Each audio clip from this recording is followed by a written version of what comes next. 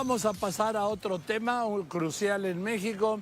El voto del ministro Alberto Pérez Dayán rompió el bloque de la mayoría calificada de 8 ministros y vio al gobierno, al régimen de la 4T, lo que quería. Déjeme llamarlo la reconfirmación de la reforma judicial a nivel constitucional. Dicho de otro modo, también diría, pues, el abierto un bloque.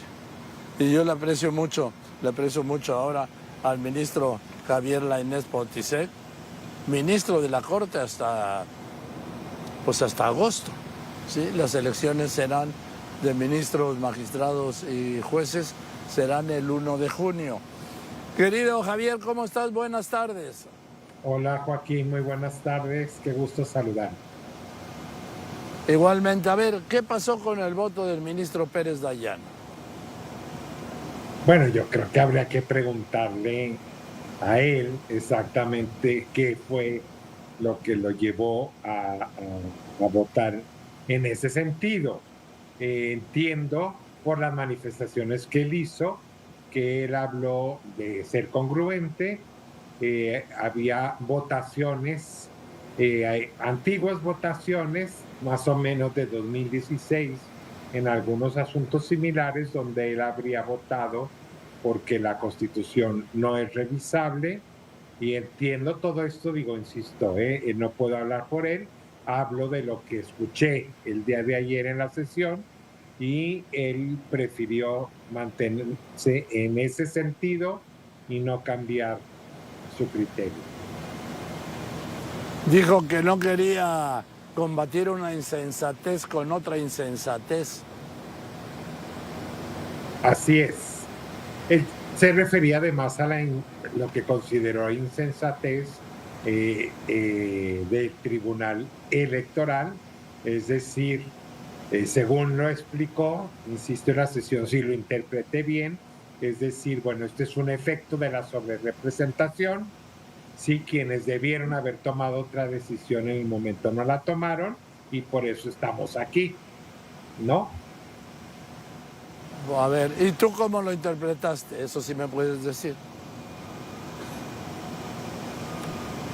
Yo, ¿cómo interpreto su voto en específico? Bueno, a ver, yo sí considero que es un tema que teníamos pendiente, creo que se vale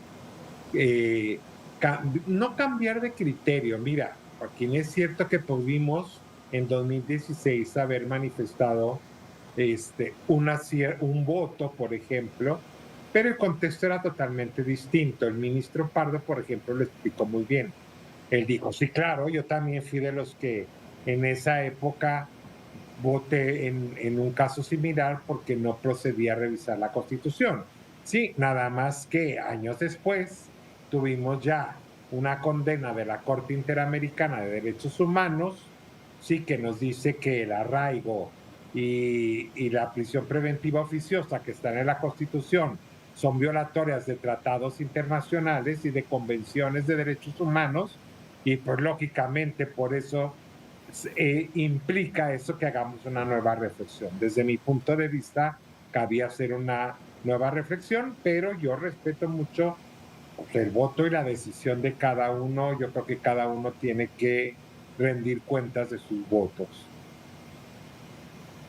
Ahora, y esto entonces, la reforma judicial ya es un hecho consumado, que prácticamente lo era, pero es un hecho consumado con los 4 votos de las 3 ministras cercanas o propuestas por la 4T, más el voto del ministro Pérez Dayán. Sí, de alguna manera sí, sí quiero ser muy claro. Acuérdate que hay muchísimos amparos que no están en la Suprema Corte y precisar muy bien para todos los que nos escuchan, Joaquín.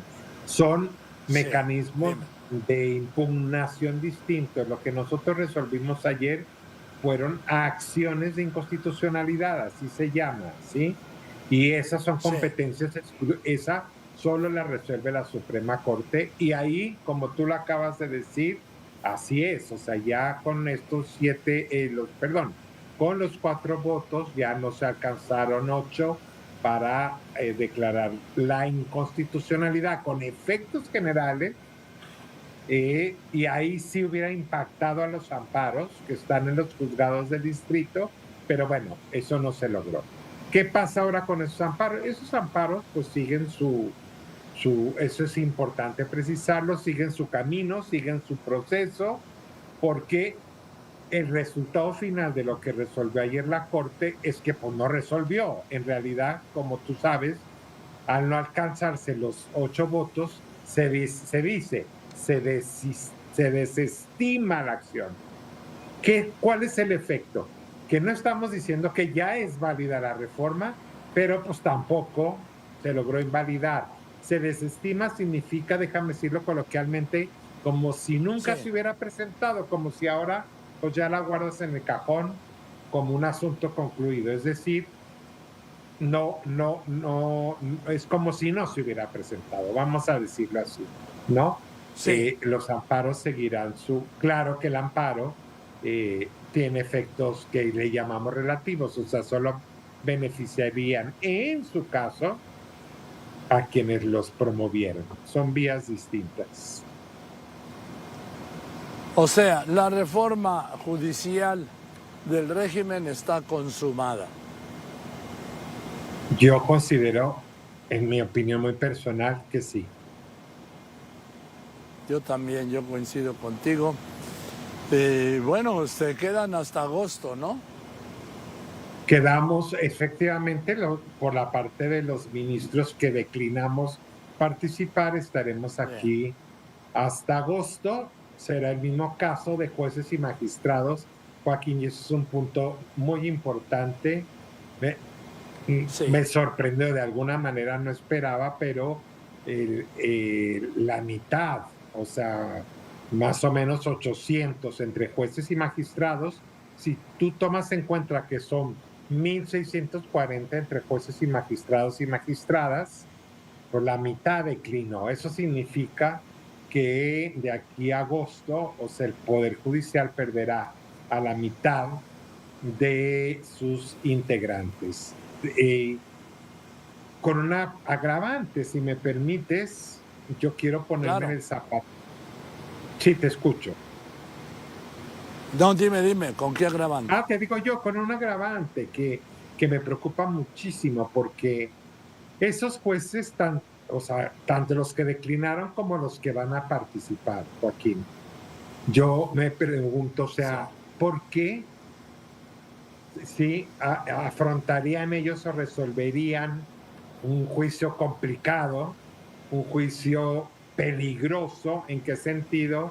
Pues contra algún miembro de la delincuencia organizada, contra un asunto mercantil o administrativo, contra el gobierno o contra cuando una de las partes sea una gran empresa o el poder económico.